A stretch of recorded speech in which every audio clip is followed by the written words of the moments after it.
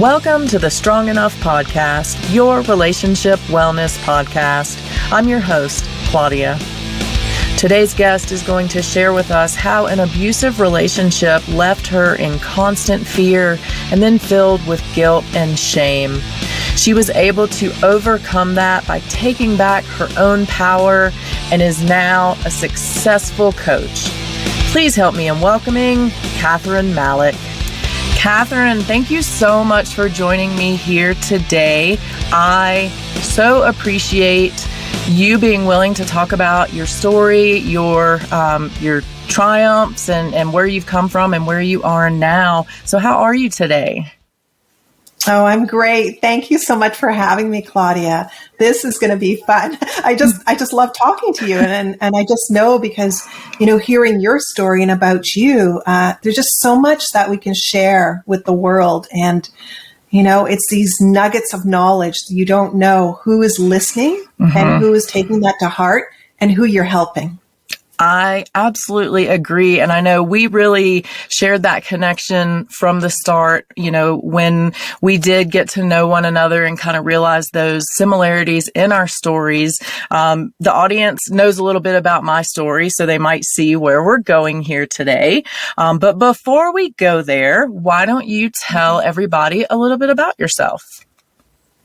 Sure. So I'm a soul coach. Which basically means that I'm a spiritual coach. So I'm an international best-selling author. I'm a second Reiki master healer. I'm also the spiritual coach and healer. So combining all of those abilities, I actually coach and guide empathic souls. So empaths and people who identify as HSP, which is highly sensitive people.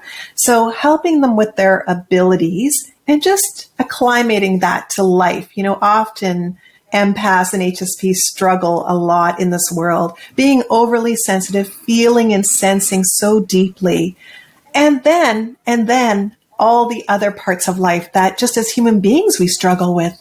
So bringing in some of that life and experience and that coaching into that.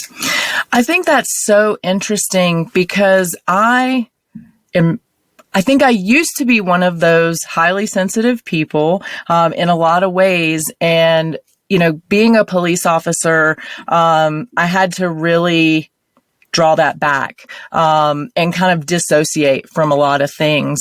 So is your ability to teach and work with these people because you identify as highly sensitive yourself? Absolutely. I'm an empath. 150, 200%. Absolutely. And the thing about it is that I didn't even know that I was an empath. I always knew something was up. I knew it because I knew things, I sensed things, and I always say this one. It reminds me of the Sesame Street. I think it's Sesame Street song that one of these things is not like the others. Yes. And that's what I felt like growing up. I felt like, the way I could sense into things and know things and hear things that, oh, wait a minute, everyone else isn't like that. And so it took quite a few years, and it finally came down to me discovering a word called empath and finding out what that meant. And I was like, oh, okay, that explains everything. And I feel that many empaths and HSPs, once they find the word and find people that are just like them, it's a huge relief. So often you feel crazy before that. Right. Absolutely. Because you think you're out there all by yourself and you're different from everybody. Like you said, which one of these is not like the other? So for those people who haven't heard that word yet and who might now know that they're an empath too, can you give the viewers just a quick down and dirty empath description and tell people who they might really be? Sure, absolutely. So as I was saying, empaths sense and feel deeply. So everything is almost overwhelming at times. Things that the average person might find completely natural are intense for someone who is empathic. And so an empath is also known as someone who can take on other people's energies and emotions. And the word can, because, an empath who is in tune with their abilities and has been trained, they'll know that this is me, that's them, not to be doing that.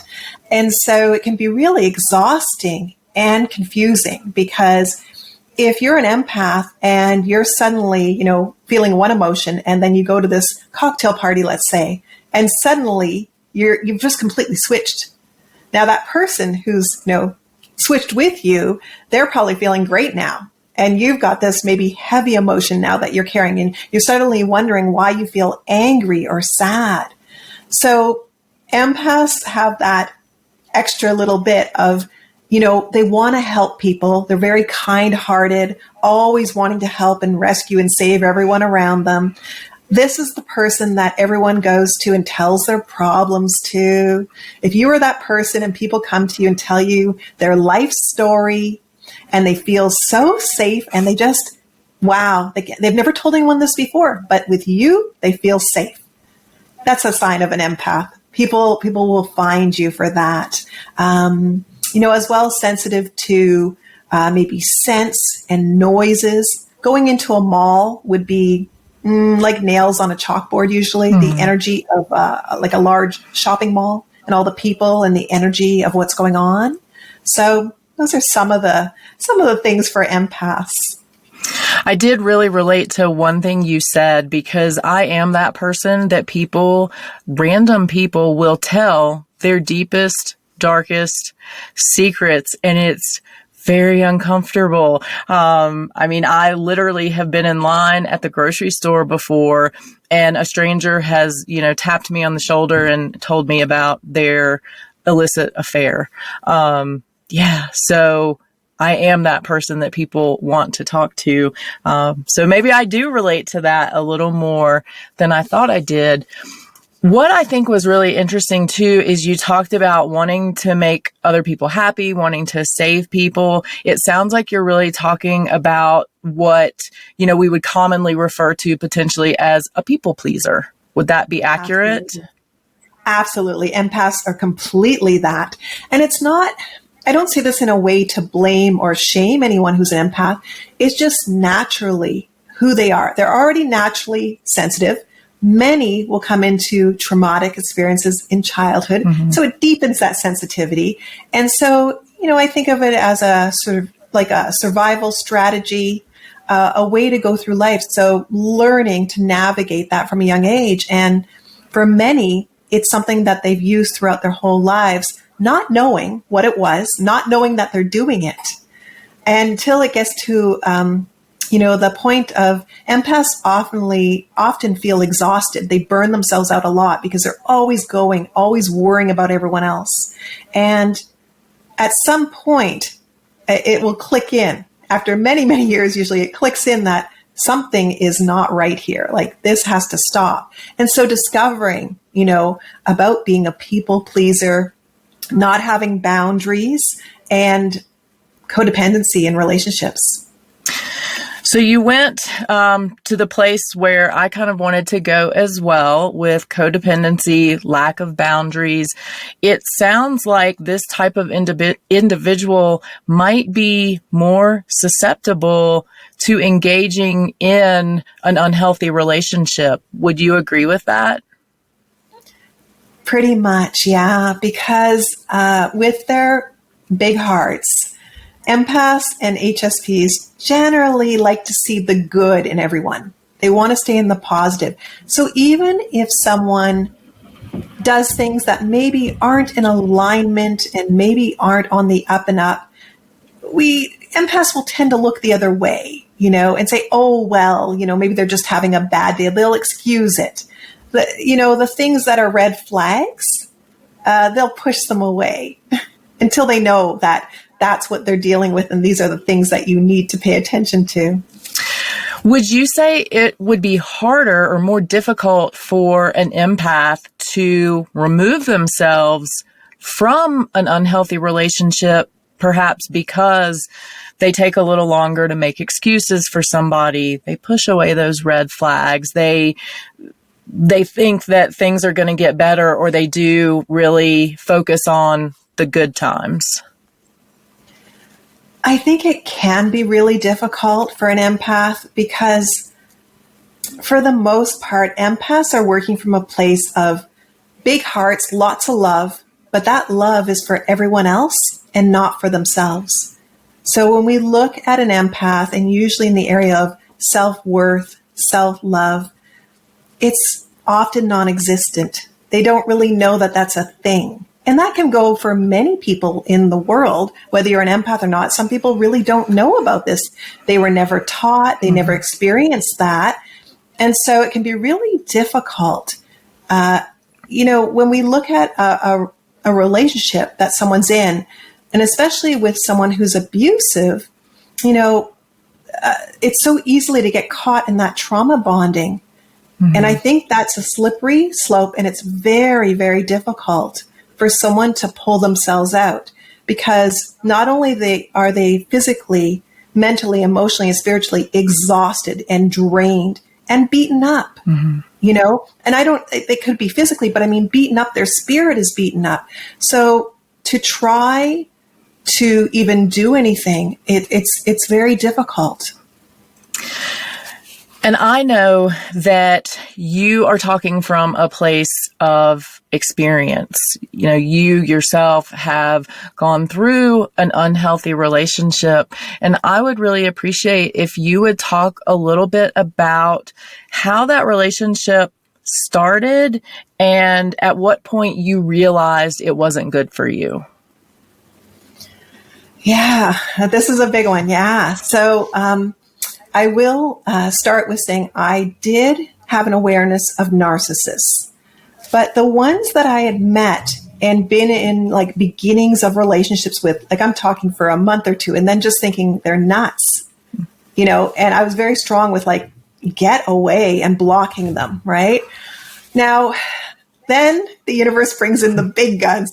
Oh, she thinks she knows. So this person that I met, of course, was charming. This is a big one. And not because people are charming, it makes them a narcissist, but it's one of the telltale signs. If you get that flag, maybe, keep an eye on that. And a narcissist right away will begin with something called love bombing. So they're complimenting you over and over and over, and they've just met you.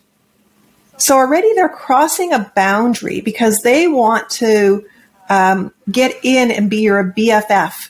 So they're crossing without you even knowing and stepping into that role so that they can be, this person that you believe and you trust and you love like much quicker than anyone else. And they're working on it. And the comments that they're doing, the compliments, if one is listening, they're not compliments, they're flattery.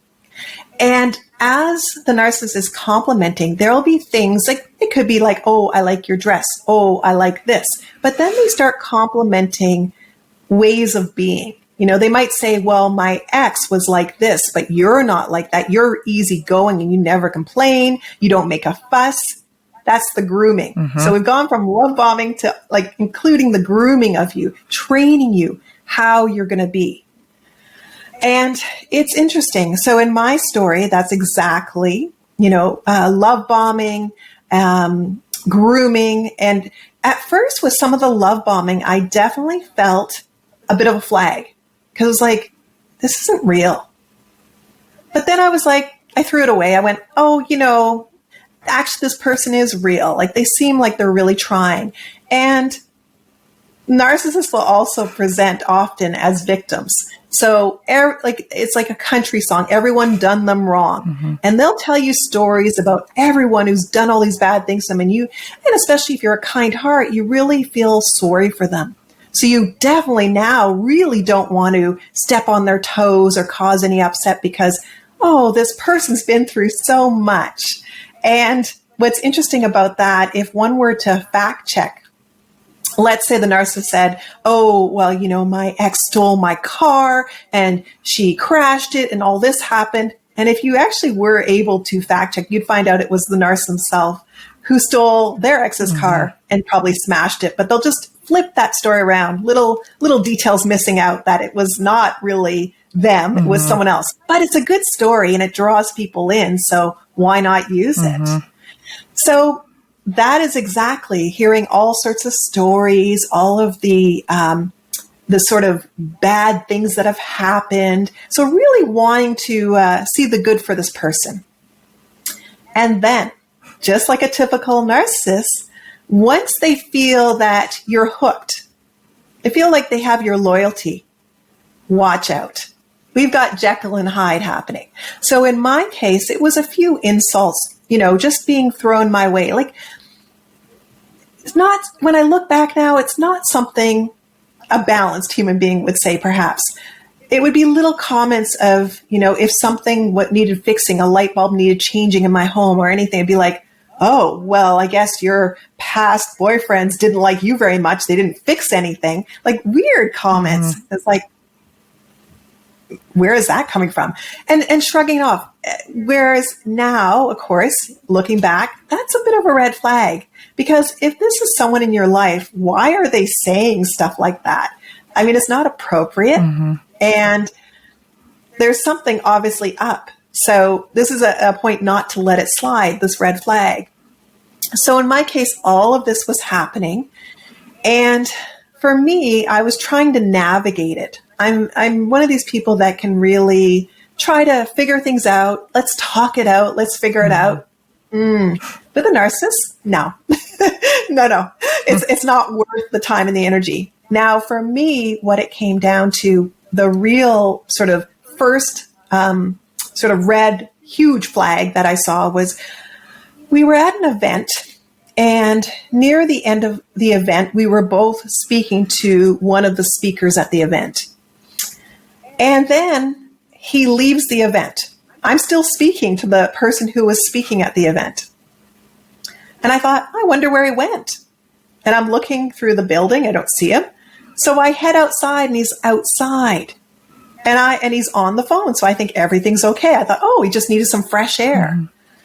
Well, as I walk towards him, rage, another thing narcissists do, the rage just went off. And I was like, what is going on? And it immediately became that obviously I want to date this other person because I was speaking to him, which is insane, really. When I think of that now, it's so here I am thinking, okay, you need to calm down. We'll talk. I don't know why you're all of a sudden upset, but I remember in that moment thinking, I looked at his car and I looked up the street and I thought, I can make a run for it. There's a taxi I probably could grab. And then I thought, well, no, he's already this edgy type of person that gets upset already easy. So that's just going to make it worse. So, okay, I'll go in the car. Let's hope for the best. So I get in the car and we drive towards the waterfront. No rhyme or reason. And I'm thinking, I hope everything's going to be okay. I hope there's people around here in case I need anyone. And as we get to the waterfront, he gets out and I get out and I'm cautiously looking like for exits and places where I can dart to if I need. And he's still yelling. He's been yelling the whole time. And then he's saying, I should throw you in the lake.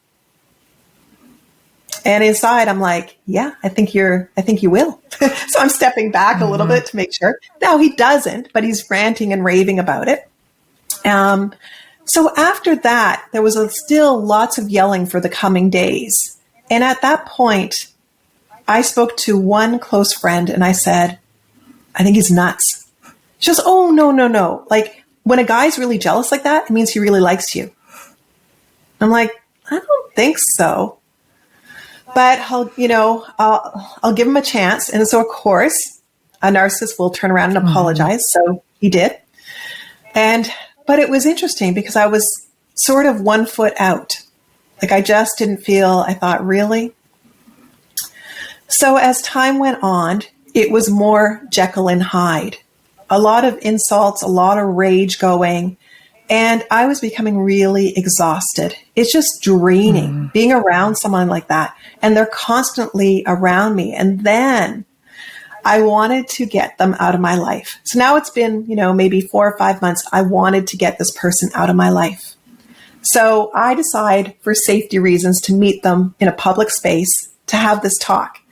I had a bunch of friends waiting that I could text, call in a moment's notice if they needed to come get me, anything. So I thought in a public space, he's not going to start yelling and, maybe this will be okay. So I let him know. I said, listen, this isn't working for me. It's time I move on. He kind of, okay, I get it. Then I go to leave and he's like chasing after me down the street and yelling. And so luckily I could flag a taxi and I got away. But of course, over the coming days, he wanted to speak again. And I thought, okay, I don't know how I'm going to get away. Like I could tell already this was a problem. Like this person, like I could see it in their eyes sometimes, that dangerous look. It's like they would slip into a different persona. And I knew it wasn't safe. And so for me, I just thought, okay, well, I'll just try to avoid them until I figure out what I can do. And at that time, what started happening was a lot of accusations, a lot of making plans with me, but then canceling or not showing up, but then yelling at me because it's my fault, which of course didn't send me off in a wrong direction, because anytime if he had to cancel anything, I would just carry on with someone else. Like one of my girlfriends, I'd be like, okay, let's go out and do something. So it wasn't working. What he was trying to do wasn't working. However, what soon started happening was he started showing up everywhere I was unannounced. That was the tricky one, because I didn't know, is he following me? What's going on? I know now. I realized that he had been tracking my phone. I realized what was going on. I just didn't know at the time. So there was a lot of showing up wherever I was, showing up at my home. And it was really unnerving, creepy, and scary. So at this point, I don't even know what I'm going to do. I'm now really getting scared, and I want this person out of my life. And so I called the same friend, the one who said, well, people are jealous. And I told her, I said, listen, I don't know what I'm going to do. And I was in tears, and I was like, I need help or something. And she said, well, listen, my daughter takes ballet class. One of the dads is a detective. I'm going to speak to him at ballet class today, and I'm going to get you his number, and you need to talk to him. So yay. So, for me, that was big. So I did call him the very next morning, just wondering, should I be worried? Is there something wrong, or am I just worrying too much and it's nothing? And he reassured me that this is the problem. The stalking of me and everything that's going on. And there was just more incidences that I shared with him. And he was like, no, I really think you should go report this. I think for your own safety, you need to go in and report. And I'm like, okay, so this is on a Saturday and we're in the middle of a snowstorm. So I think, okay, you know what? I'll go tomorrow or the next day when it's not such a wild weather outside. So the very next day, and I'm kind of trying to hide out, and I keep, I had a feeling my phone might be tracked. I wasn't sure. I didn't know how or what. So I kept trying to turn my phone off and, just try to, not go out too much. The very next day, though, my friends wanted to go to something, to visit an exhibit downtown. I thought, okay, well, I'm with them. It should be okay. So I went with them. And as we're walking around this big convention, I keep darting around looking for the security guards, looking behind me, looking in front of me, looking around, because I'm just waiting for it. And I thought, I was just petrified, waiting to see what's going to happen. Well, we made it through the morning and nothing happened. And I thought, okay, great. And then, of course, it's still quite snowy out. So my friends go to drop me off. And I said, oh, that's fine. You can drop me off at the store and I'll walk from there. So I did that. And of course, the minute I walk from that store and I get to my street, this car pulls up and the window rolls down. It's like, hey. And I'm like, oh my goodness. So I quickly called a friend who had just, seen me minutes before. And I said, listen, you have to come get me. In the meantime, he parks his car and then starts chasing me. So I'm like running through the neighborhood. I mean, it's a snowstorm, so people aren't really out, but I'm like kind of looking and seeing, like, could I run through someone's yard? Like, where can I get to? And there's not really, a clear path. So I'm running one way and then turning around and trying to run the other way. And then up to my house. And by the time I got to my house, I was trying to walk up the icy stairs, and he grabbed me and pulled me back. And what I didn't realize in that moment, which I soon found out because he yelled quite loudly for quite a while, and then he left. I thought, that's interesting. He just left. 5 minutes later, my friend pulls up, and all of a sudden I'm like, where's my phone?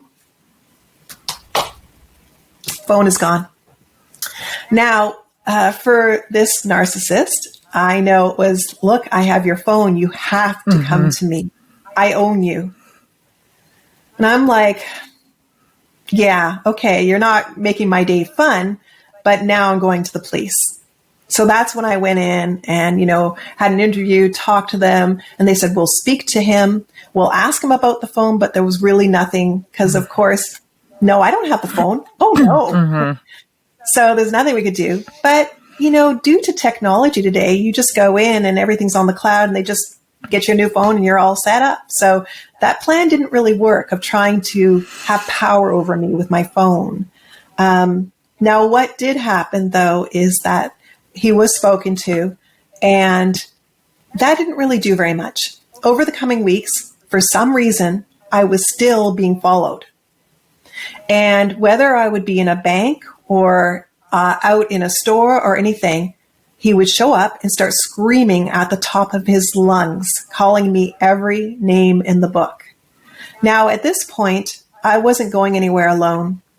I was being escorted by my male friends everywhere. I literally, if I had to go to the store, I'd be calling a friend and say, I'm not going alone, you're going with me, which I think was the wisest thing at that time. I knew that this person was not okay. So this happened quite a few times. So I called back to the person who was handling my case and explained the different eruptions that are happening and how I'm walking. Everywhere I go, I'm looking over my shoulder. And so they said, well, we think you need to get a restraining order. I'm like, oh, okay. How do I do that? I'm like, I don't know. So I'm like on Google, checking. Right. Now, the thing is, I did go down to the family courthouse looking into it, but there's certain criteria that you need to follow. And if you're not married or common law or share children, there's nothing they can do. So luckily, the beautiful person I spoke to, because at that point when I was there, throughout most of this, I'd pretty much held my ground, holding it together. This one, the minute she said, well, you can't get a restraining order, you don't fit the criteria, I started crying and I didn't stop. Like, I just couldn't. I just thought, like, how can I live my life in terror like this? And it's not fair.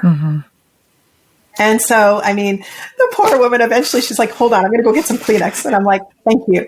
Now, what she did do was she called over to another courthouse and said, what you're going to need to do is you need to get a peace bond.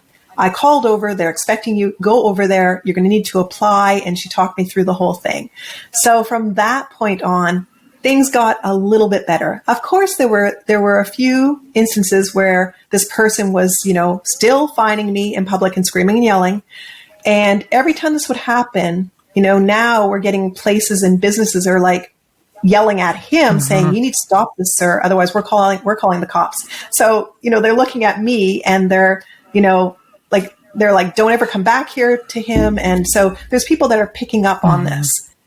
So it went on for a little while more until we started going to court. And then once that came in, I think that really helped. I've seen the person since then, and they've walked past me peacefully. But I don't think now they will ever come at me. That yelling, that screaming will happen at this point. And, as far as I know, I feel pretty safe now. Of course, all the locks in my homes have been changed. security cameras, you name it. I did everything that I was taught to do. So thank you, first off, for sharing. That was really a tough story to listen to. I know for me, and I'm sure for other people. And I want to talk about your experience and since then, but I want to highlight a couple things that you mentioned that are great. First off, you spoke with your friend who said, no, jealousy, equals love, whatever. That part wasn't great. What was great was that you trusted your intuition, even though you confided in your friend and your friend said that, and we're not knocking this friend, because everybody doesn't know, what that really means. But what I really appreciate is that you trusted your gut and you said, okay, this is what she told me, but no, that just doesn't make sense. The other thing that I think was so amazing, and you mentioned it throughout your story, was the safety measures that you took. And I really want people to key in on that and think about some of the things that you said, from the point of looking around for people, to looking at where exits were, to stepping back away to try to, distance yourself from this individual, to being escorted by friends when you didn't feel safe, to changing your locks and, trying to turn off your cell phone, and all these little things that really probably helped save your life in some of these instances that you were in. So I want people to know that there's a ton of things you can do to try to keep yourself safe, because from your own admission, and it is unfortunate at times, sometimes things have to go farther than we want them to go, or that they should go, before police can get involved and before they can actually do anything. But when you began to feel unsafe, you did reach out to them and were able to take these additional safety measures. So I just wanted to take a minute for people to really hear those things and understand that all those little things contributed to you still being here today. So thank you for pointing out those different things, first and foremost. It sounds like you really, you didn't live in this relationship for years and struggle with what was going on. What do you attribute to that, as far as, was there something in your upbringing? Was it just that you're really in tune with yourself? What do you think gave you that immediate understanding and strength to say, nope, I'm not in this. This is not healthy, and I've got to get out? Wow. Yeah. It's a few things. I think, naturally just who I am, but you're right. What I experienced growing up, my mother passed away when I was a child. So I was raised by my father and my 4 brothers, and I was the woman of the house at a young age. Mm-hmm. And there's just something that I have that I've always had. And I know my father, when he was alive, he noticed this about me. And many people, when I was in the arts, would notice this. And it's something that quite a few empaths will have. Whether they act on it or not, or whether they listen to it, is another thing. For me, it's I can see through lies, and I call it my BS meter, my bullshit meter. Mm-hmm. And I see it. Nothing gets past me. Like, I may not call someone out on it. I could be in a store and there's someone being very salesy with me, like used car salesman. Mm-hmm. And I may not say anything, but I'm like, oh dear. Right. This is awful. I see right through it. Right. So I think that, and I have a lot of stubbornness in me, a lot of wanting to stand up. And what was interesting in this situation, although it wasn't for years, the damage was just as if it had been years. That's the one thing, the damage from coming out of something like this, like my sense of power was like in the ground. There was nothing, my sense of self and my fear was running my life at that point. Like for many months, my friends noticed, of course, they're waiting, they're holding their breath, hoping that she'll smile again. But I know at that point, like I was just trying to get through it, and knowing that I would need to reach out and get help from healers and coaches and people to coach me through this so that I could regain my power. Now, what really helped, of course, honestly, was going to court, standing up for myself. And of course, all my friends joined me too. I had an entourage. I have to admit that was very powerful, And for me as well, what I did without telling anyone was I signed up for Krav Maga classes. So this is the self-defense that they trained the Israeli army in. So I just went big. Like I wanted to go to the best and I needed to take my power back. And I thought, this is what I want to do. And so I remember going to the first couple classes and I didn't tell the instructor why I was there and what was going on. I think he knew there must be some kind of a story with this woman. He wasn't sure, but I was always showing up. I was on time and I was really into it. They do these drills at the end of the class where you're tired out and then you close your eyes and then your partner goes to attack you. And you open your eyes and you suddenly have to figure out which moves, because are they at the back, the side, the front? So the first 5 weeks, I just stood there frozen. I would open my eyes and my partner's going to attack. And I like literally just stood there. And eventually, though, week 6, I started just clipping right in because, that's what they were trying to help me with so that I wouldn't go into fight or flight. Right. Or freeze. Or freeze. Trying to help me so that I'd start moving. And it was just repetition and feeling really comfortable. And of course, eventually there was one class where I showed up and no one was there yet. So the instructor was very curious. And so I told him a bit of my story and he's like, oh, okay. Yeah. So he was really helpful then, really knowing how serious I was and wanting to learn this. And then, after, doing that for a few months, I signed up for boxing. Again, for me, it doesn't mean that everyone has to do this, but this was what I felt intuitively that my soul, my spirit, my heart needed to do so that I could pull back and stand in my power again. And it's not like I was taking it so that I could use it. I wasn't going to become a boxer. I don't want to compete or anything. It was just that I knew that learning these techniques was really good for me. So that really helped. That helped a lot. I love how you talked about these things that you did that helped you. And I think what's important for people to understand is it could be anything that helps you get your power back, whether it is going to court and standing up for yourself, literally, or Krav Maga. We actually had an instructor on here a few weeks ago, amazing human being. So it's very cool to hear you talk about that.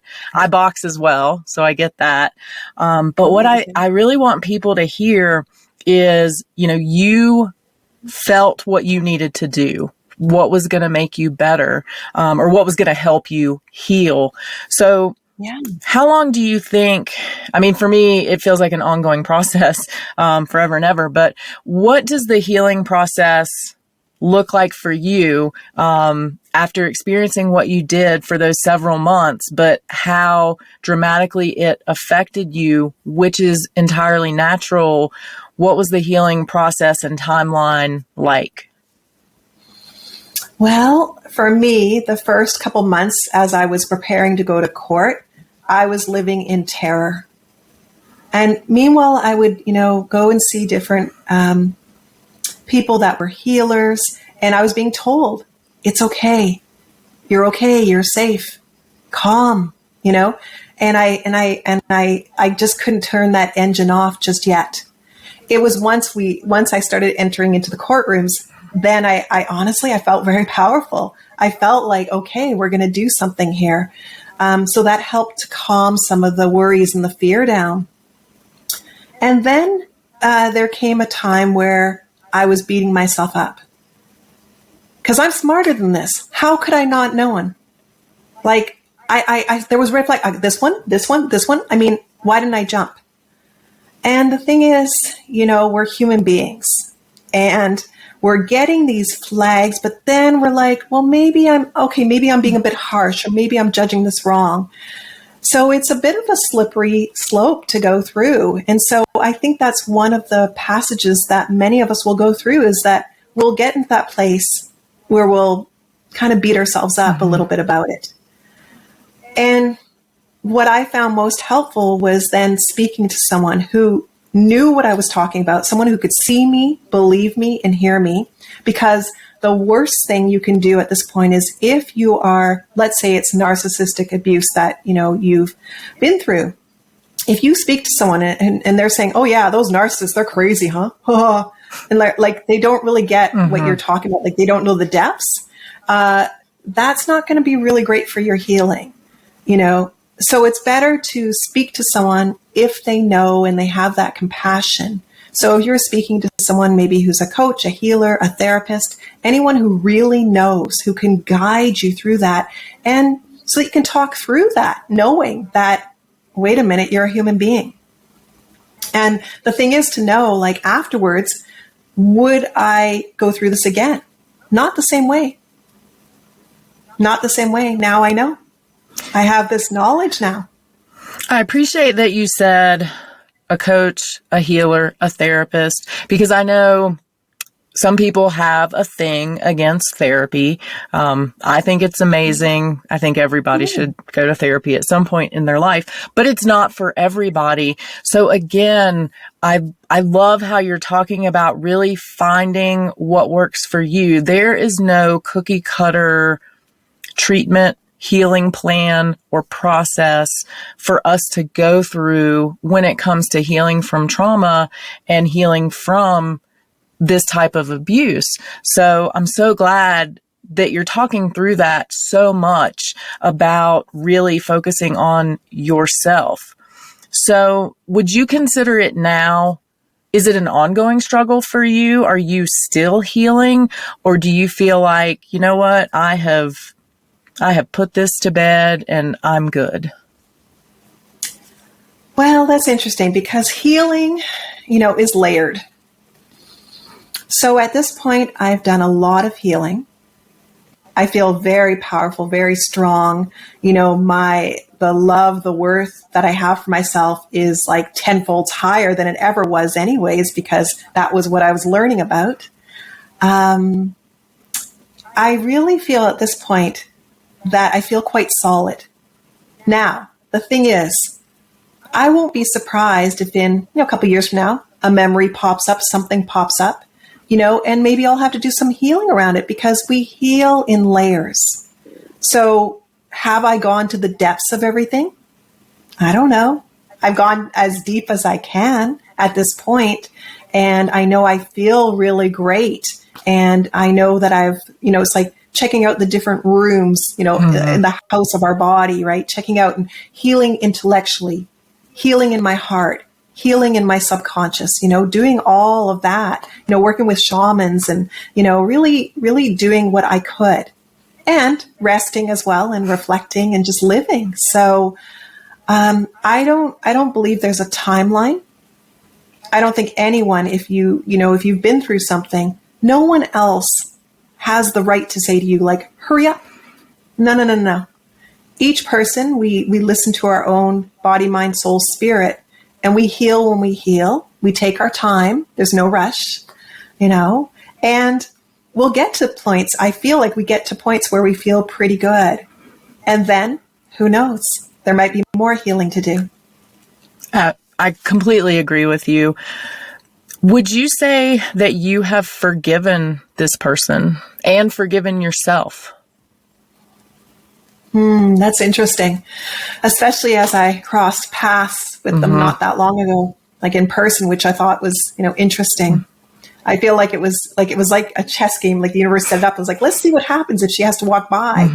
And I actually felt pretty good. I was kind of proud of myself. So for me, I have forgiven myself. That took a lot of work. That was the harder one.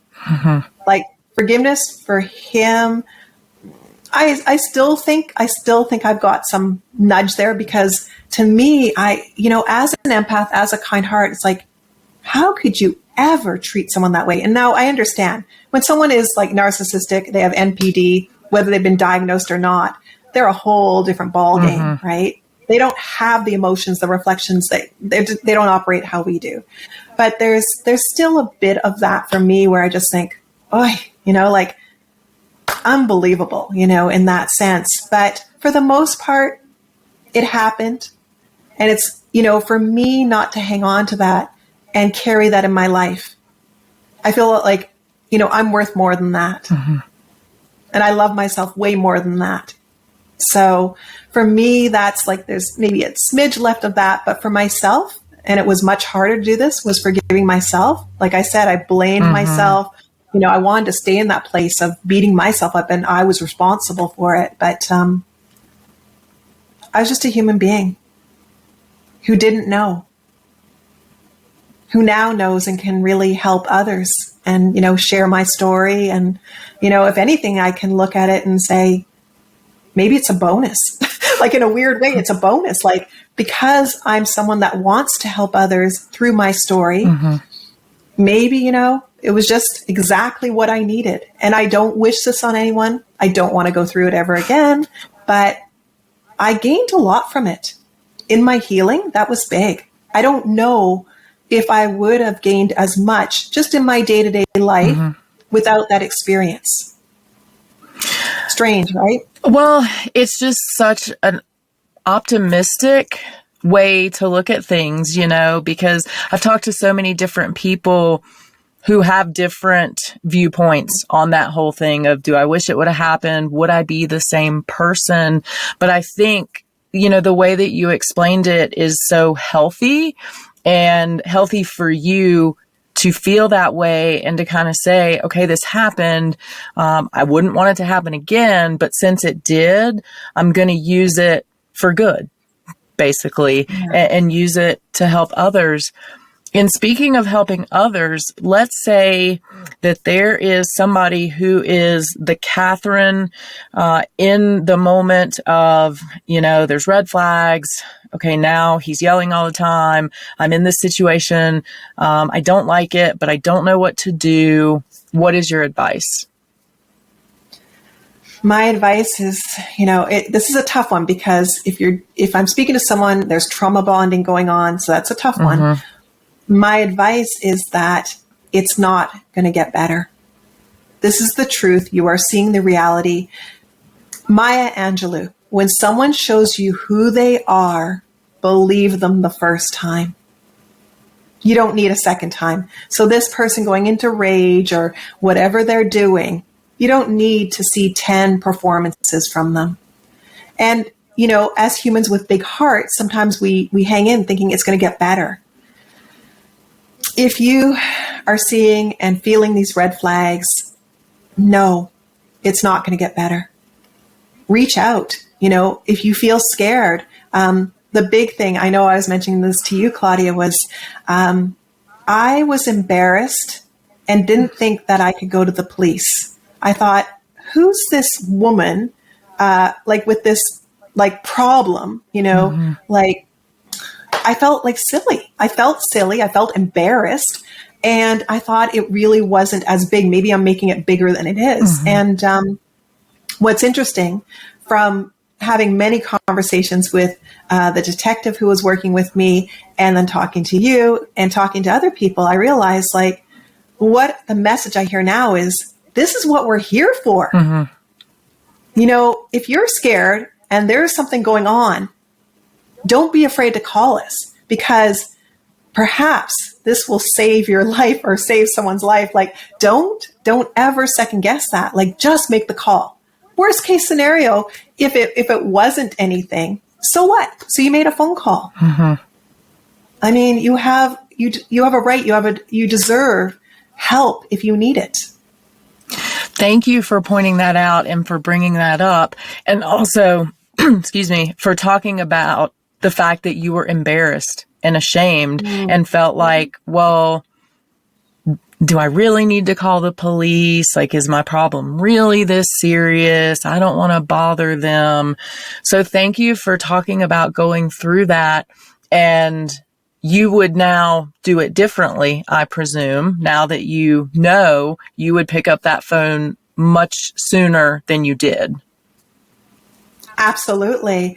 Absolutely. When I first tried to break off with him, and I knew then, even with my friends trying to help me, I knew intuitively inside of me, I thought, I'm in trouble now, and my friends can't help me. I didn't say anything to them. I just pretended everything was okay at that point because I knew they couldn't help me. I'm kind of embarrassed at this point. I don't know what to do. It took a few more months, and it's interesting to note in my story too, the same woman who's a very dear friend who said, "Oh, he's just jealous. That's what's going on," was the one who found me and brought me to the detective. So it's a full circle, right? When it was like, and it was also me not sharing for a few months there. I mean, I think a lot of my friends noticed I got pretty quiet, and I was just trying to figure it out by myself. Which is no, there wasn't an answer by myself. I needed help. It was just a simple answer: get help. And that's okay. It's okay to get help. More than okay. Yeah. Absolutely. It's the best. It really is. Tell me, relationship advice. If you just are going to throw out your best piece of general relationship advice for everybody watching and listening, throw it on us. All right. For me, because of what I've lived in my life, what I really believe is when you meet someone, we have these rose-colored glasses and we start believing things about the person that we've made up, fictional things. Like they haven't even said it, but we start, putting these things on, crowns on them, and they're so great. That's not real. Pull it right back, slow down, slowly get to build a friendship with this person, get to know them. Take your time. You want to really get to know someone. There's no rush. And I think as human beings, I know for myself and for many people that I know, we didn't take relationship 101 in school. Unfortunately, missed that. They weren't offering it, missed it. And I feel it is hugely important. I really agree with you. Yeah, if they gave that in my school, I apparently was not there that day. And it's interesting that you even bring that up because it's not something that we really think about. We do all this other training for jobs and this, that, and the other, but we don't ever really focus on the place where potentially we're spending the majority of our life, which is with another human being or human beings. So maybe we need to work on that, Kathryn. Maybe we need to get that in schools. Well, where can people find you? You do coaching, you're an author. I was tired just hearing everything. But if people want to find you, where can they do that? Well, first you can find me on my website.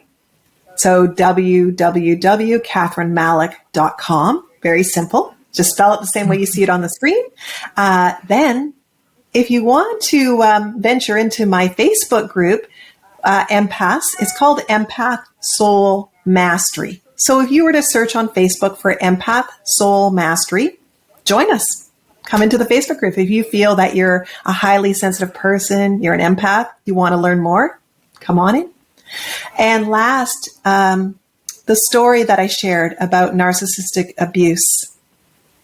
If you want to read the full story, it's called The Untethered Woman, and it's on Amazon. The Untethered Woman. It's a compilation novel of different women's stories of, going to the end of destruction almost, hitting some really hard things in life, but really rising up from that. So The Untethered Woman. Kathryn, thank you so much for being here today. Thank you for sharing your story and sharing your struggles and your triumphs and how you made it through. I think it's going to be so meaningful for the people that are watching and listening. I really, really appreciate you and appreciate your time today. Oh, thank you. Thank you so much for having me here. I'm so glad that Kathryn was able to share her story with us today and really impress upon us that forgiving yourself really can be the most difficult part of living in an abusive relationship, but it's absolutely the most worthwhile. So until next week, please remember, you are strong enough and you are worth it.